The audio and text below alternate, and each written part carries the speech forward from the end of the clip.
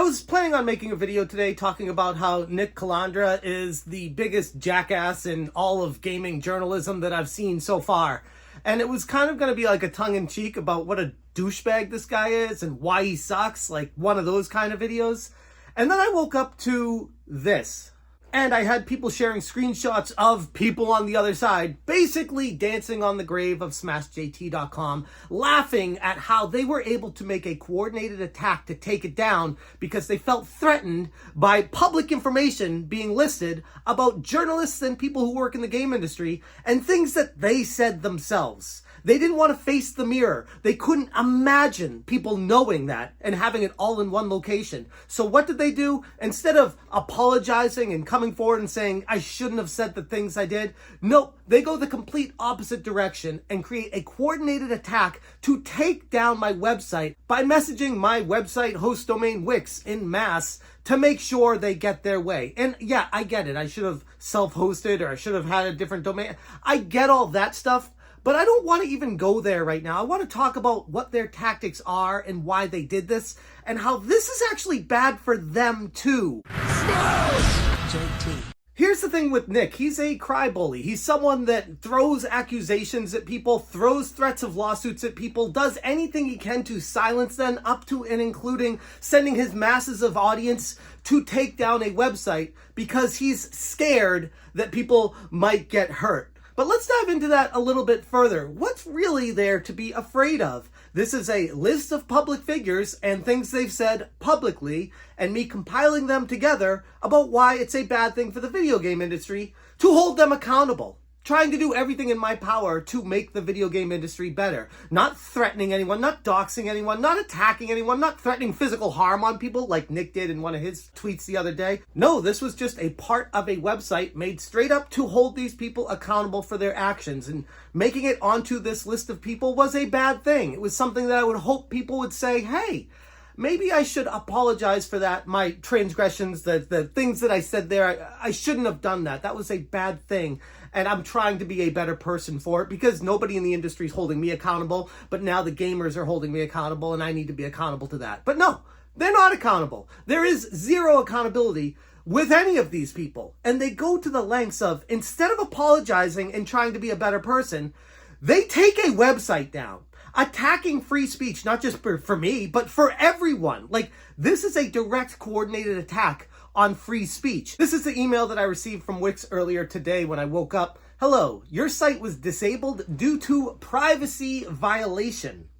Privacy violation? Really? Really? What private information did I post on my website?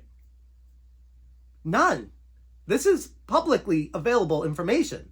This is public profile pictures for public Twitter accounts and things that were said publicly on their Twitter accounts. So there is nothing personal or private that I listed here. I went above and beyond to make sure of that. But that doesn't stop mass tagging, mass flagging, takedown attempts by their side. They will make up things and just throw so much information at Wix that Wix is just like, all right, you know what? Okay, we'll take your word for it. That sounds really bad. Okay, we'll take it down. And they did. According to our terms of use, you are not allowed to display information, names, family information, pictures of any private individual without their prior consent. I guess this comes into how do you slice what a private individual is. I would take into account that since they are putting their face out there publicly and saying these things publicly on social media, that they are, by all accounts, public. There is nothing private about it. You know what would be going out of bounds, though, would be, I don't know, say someone who is a journalist at Kotaku contacting my spouse out of bounds because she doesn't like things that I'm saying online. That would be something that I'd say is going out of bounds and contacting a private individual. But nothing happens to her, of course, because Kotaku doesn't hold her accountable. Wix is obligated to remove such infringing content immediately, with or without a notice to the user. Please let us know if you have any questions. Kind regards, Dan. Dan, I get it. You're just trying to do your job, and this is something that you feel is in the right because you're worried about people feeling threatened. I could only imagine the emails and the lies that were made up, exaggerating things that were happening to get their way, because that's what that side always does. They use the words and change them to extremes to make everyone all scared and worried that there's something really bad happening, when in reality, this was just a simple list trying to hold people accountable for their actions. I responded, "Hello, Dan. I've spent years using Wix as my place for website work discussing the video game industry. The page in question listed public-facing individuals at video game companies who are public figures. The images used were from their public accounts, and there was nothing illegal or illegitimate about it. The site was a way for people to know what video games were worked on and by who. I was getting threats from a few prominent individuals on Twitter that they didn't like the site and were ordering their followers to mass report and to group together to get it taken down. This is unacceptable. Without any kind of conversation or dialogue with me first discussing what, if any, specifics you desire to be changed or updated, and just simply taking the word from a massive attack of people attempting to silence me. Please put the site back up, as it does not violate any terms of use. This was clearly a misunderstanding. I've spent years on this site putting it all together as a source of information for gamers. Thank you, Jeff." And now I am currently awaiting response from Wix, but I'm not holding my breath on any time soon because, first off, it's Memorial Day in the US. It's a holiday, even though people are saying Wix is an Israeli company. I don't know who these people are, how to really contact anyone directly. It's a very disorganized system. I'm hopeful that level-headedness prevails in this and that they look at the situation as a big misunderstanding because, again, there is nothing that I did illegal here and nothing against any terms of service. This is simply a way for the left to silence the right by, "Oh, I'm worried about threats and harm coming to me because someone listed me on their page because I said really shitty things." Instead of saying, "Hey, I said really shitty things. Maybe I should apologize and try not to be shitty." Like, instead of being accountable, they will do, and this is proof, anything but hold themselves accountable for their actions. This right here, a website that I've been working on tirelessly for almost, I'd say, a solid 4 or 5 years, working on articles almost daily, has now been completely taken down by this person. To be clear, it was perfectly okay for Alyssa to list a bunch of YouTubers on a list on Twitter and post that publicly. I've had people share with me the other side and how they've been basically dancing on the grave of the website and cheering it on as a win for them because they got their way. Instead of, once again, being accountable for their actions, they have proven that they have done anything but that. But I'm not somebody that's just going to lay down and let them have their way. I know Nick wants to threaten lawsuits against me. For what exactly? I'm not really sure. I guess showing the truth out there about what these people are like, that is exposing who they are, and he's really afraid of that for his own safety. But the reality is that's exactly what these people always do. They fall back to saying, "It's for your protection. I'm from the government. We're here to help.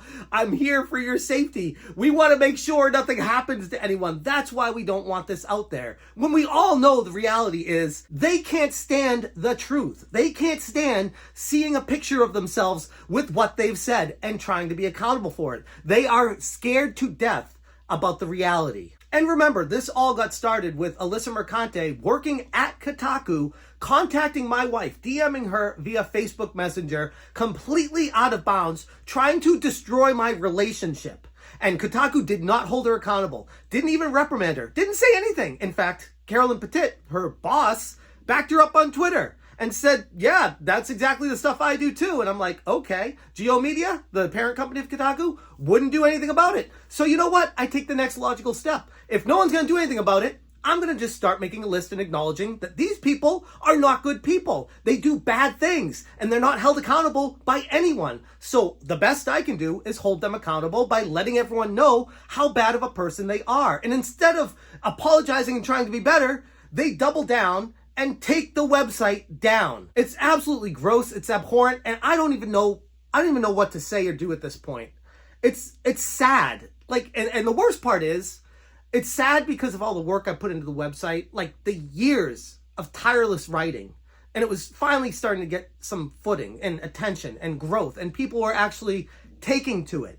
And just as soon as it starts getting that attention, they take it down as fast as possible. It makes you wonder why they're so afraid of the truth getting out there about them. How deep does this rabbit hole really go? And I hate to be hurt or sad or even angry about it, because I know that empowers them even more, because they feel like they got the victory, and then they see me being sad about it, being upset, being angry about it. It makes them feel like they're justified in their actions. So at this point, it is what it is. I'm not going to be bullied off the platform. I'm not going to feel threatened by frivolous lawsuits. I'm not going to be stopped by any of these people. I'm going to keep going. And this is going to go back up one way or another, because there's nothing illegal about it. It is public information. You can either face the facts and start apologizing for how horrible of a human being you are, or you can own it and be like, yeah, I said that. I'm a dick. What are you going to do about it? Totally fine. Just like it's well within my rights to acknowledge that and display that for people, that's who you are.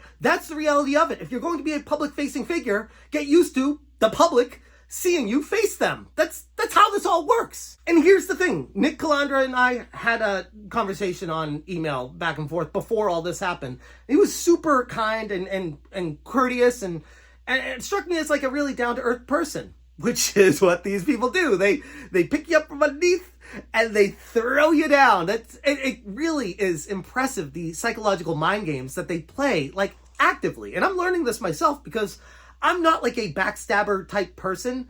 And unfortunately, I take people at their word. And sometimes you can't do that. You need to be a lot more investigative about them and not just trust what they say to you, which is exactly what people like Nick take advantage of. They take advantage of their good graces just to ruin them. And I was going to make a video talking about how Nick and I had a conversation, and I removed him from Kotaku Detected, and I put him back on there after I saw that he was trying to get my website taken down. And sure enough, he took the website down. So I couldn't even get that video out in time, because it happened that fast. I don't know where it goes from here, but at the end of the day, smashjt.com is going to go on, and it will show back up. These people think they have a victory right now, but I can assure you, this is only the beginning.